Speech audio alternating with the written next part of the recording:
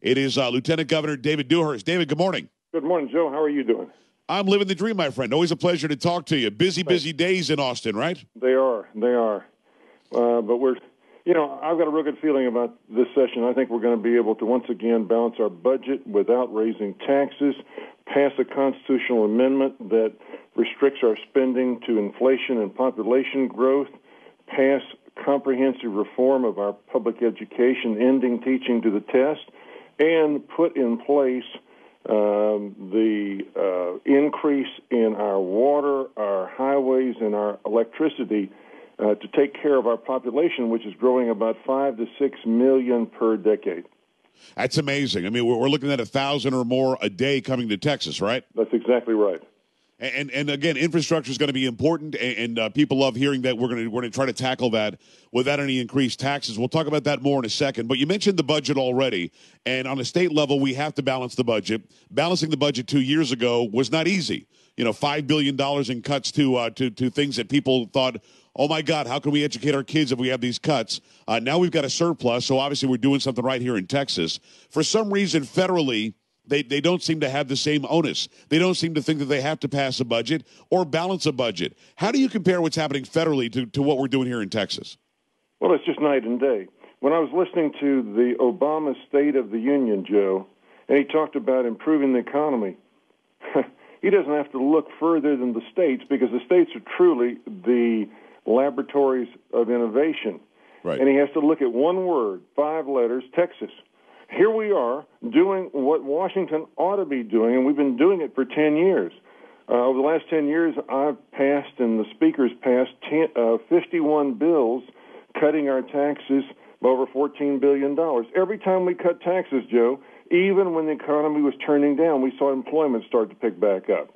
We wanted to make Texas irresistible for people to come here, invest, create jobs, and live the American dream, and that's exactly what's happened. You can't raise spending, you can't raise taxes, and expect people to invest. People are still sitting on the sidelines.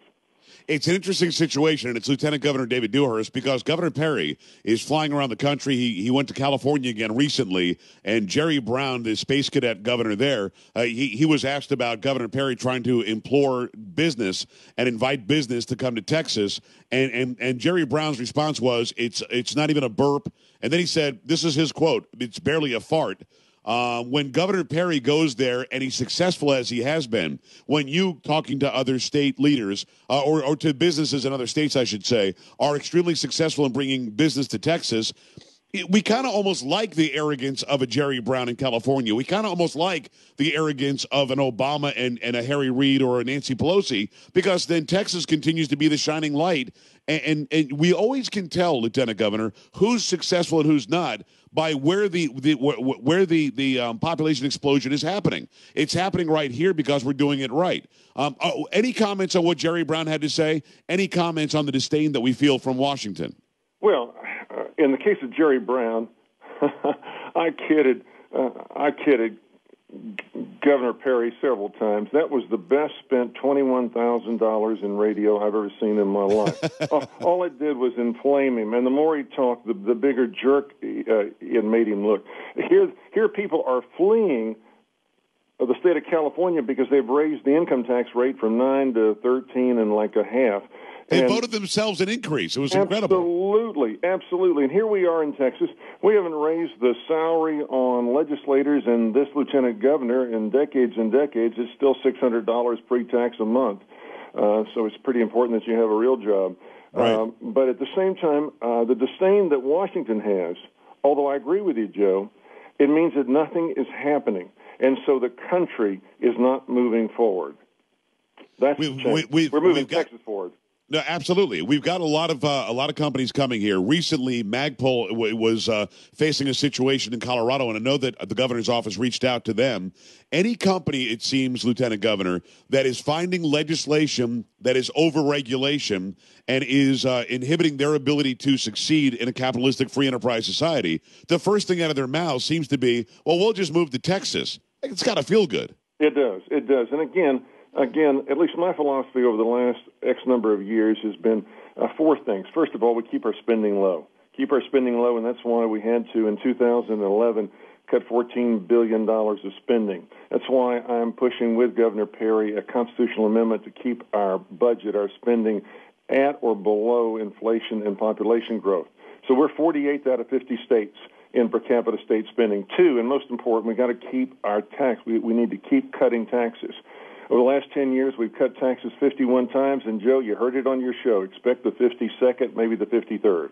All right. And we're looking forward to that. We appreciate it. It's Lieutenant Governor David Dewhurst. Sequestration. We heard it over and over and over for months. This was the idea of Jack Lew and the Obama administration. This was Obama's baby. He said we have to do it. If anybody tries to stop him from doing it, then it's not going to happen. He's going to stand by it until he wasn't going to stand by it. And then he backed away from it and said, this isn't mine. It's the Republicans' idea. Why does Congress and the Republicans in Congress, why do they want to cut spending and the poor kids won't get medical care and we can't educate people anymore, and oh my God, we're not going to have police and fire and the DHS, and now, Lieutenant Governor, he's gone as far as preemptively releasing 2,000 illegal immigrants from jails, many of them here in Texas. 3,000 more are set to be released. We don't know who they are. We don't know where they went. We don't know why they were in prison. What's your reaction to that move?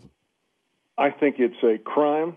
I'm not sure that it rises to impeachment, but I think it's a crime. It is absolutely ridiculous, absolutely ridiculous. Here's a president that disregards federal law on immigration policy. Here is a president who's disregarding the implementation of federal laws against drugs in California.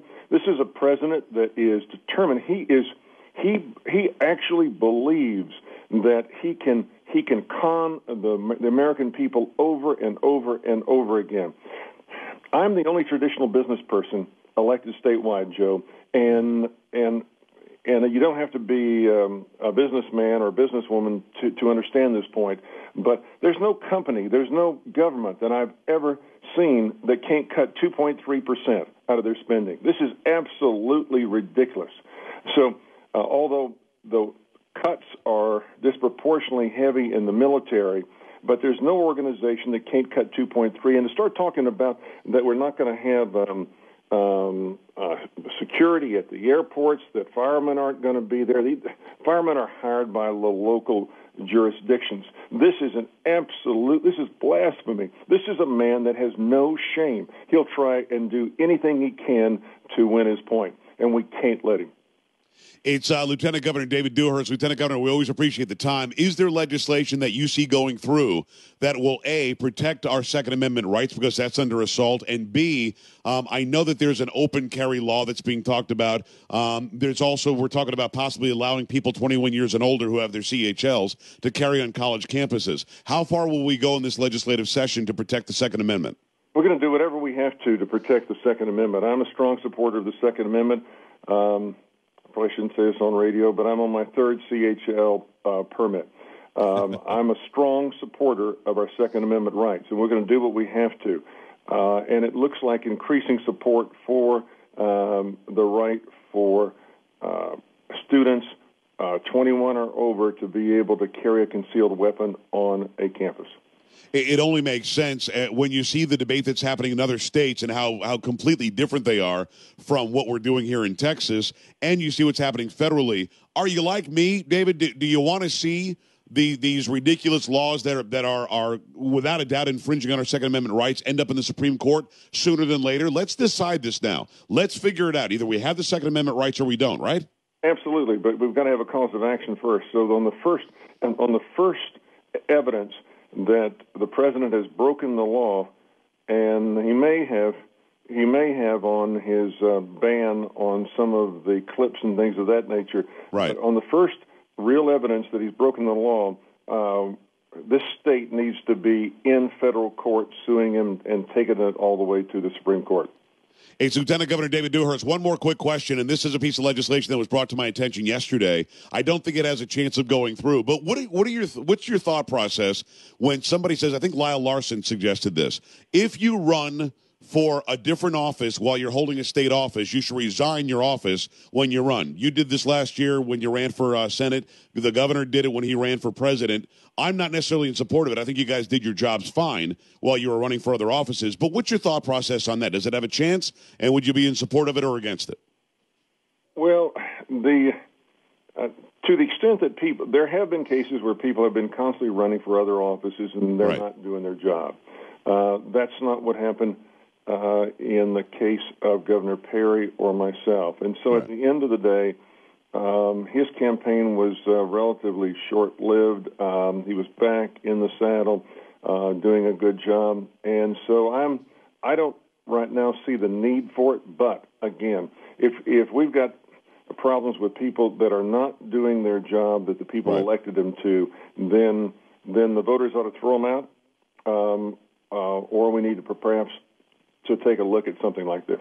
So it's a matter of, I mean, you and the governor, and again, I had you both on plenty of times during that run, or both those runs, and I saw no dereliction of duty. Do you think that it's something that's just feel-good legislation, or have there been cases, I'm not going to ask you to name them, but have there been cases that you can think of where people have ignored their job and just ran for office?